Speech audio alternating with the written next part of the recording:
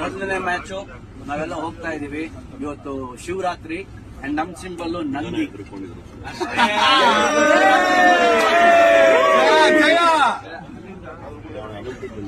ಅದನ್ನ ಹೇಳ್ತಿರೋದು ಗಣೇಶ ಮಗ ಗಣೇಶ್.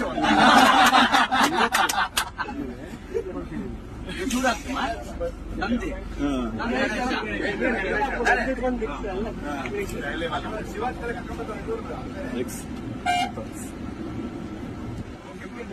मिल गया बस अभी निकल रहे हैं देखो